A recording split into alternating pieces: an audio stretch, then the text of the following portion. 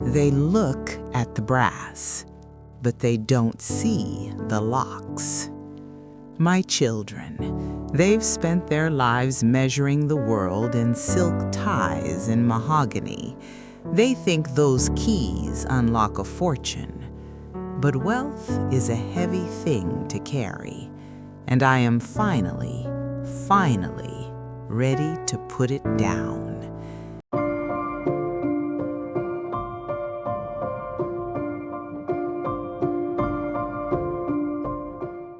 Let them argue. Let them scream at the ghosts in this room. I am looking at the horizon now, where the air is free, and the past is just a shadow.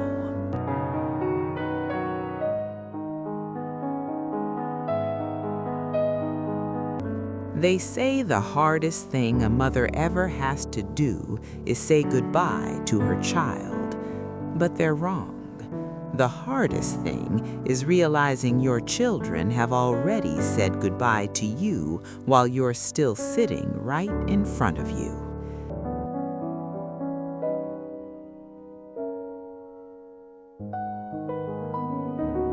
My name is Evelyn, and yesterday I did the unthinkable. I gave away the keys to a $5 million estate, a house built on 40 years of memories, to a woman whose last name I couldn't even spell 6 months ago. My son calls it madness. My daughters call it a betrayal. But as I sit here in the quiet of this empty parlor,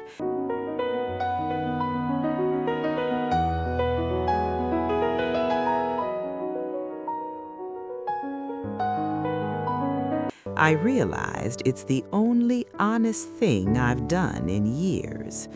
To understand why a mother would disinherit her own blood, you have to understand the silence that lived in these halls long before the furniture was moved out. After Arthur passed, the silence didn't come all at once. It crept in. Mark, my eldest, was the first to fade. He's a high-powered attorney. He measures time in billable hours.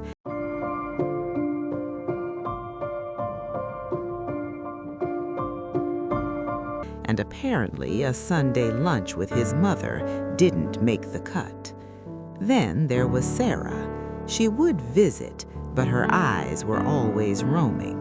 She wasn't looking at me. She was looking at the Persian rug, the silver tea service, the grandfather clock. She was an appraiser in her own home. Last was Elena, the baby. She stopped calling because my stories stressed her out. I was no longer a person to them. I was a waiting room for their inheritance. I collapsed in the garden on a Tuesday.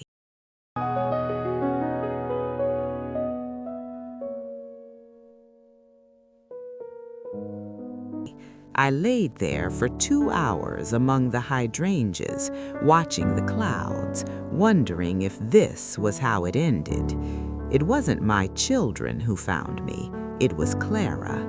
She was a traveling nurse who had seen my mail piling up and felt an itch in her soul that something was wrong.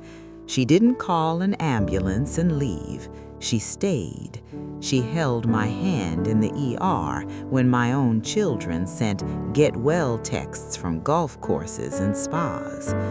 Over the next few months, Clara didn't just check my blood pressure, she checked my heart. She told me about her life,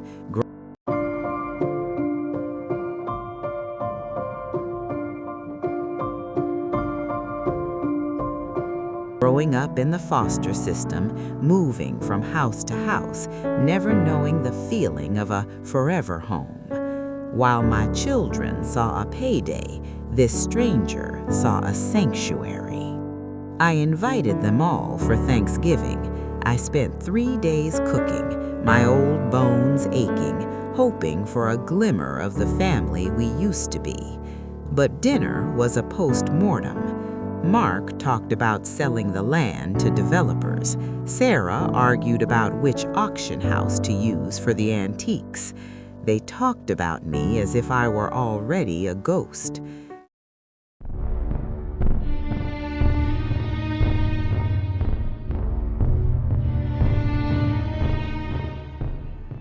That's when I felt it, a cold, clear snap in my chest.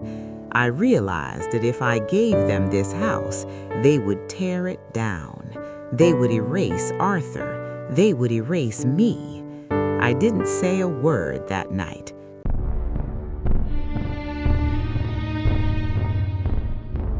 I just poured the wine and smiled. The next morning, I called my lawyer. The reading of the will was done while I was still very much alive. I watched their faces go from smug anticipation to absolute horror. But it wasn't just that I gave the house to Clara's foundation for foster children. It was the clause.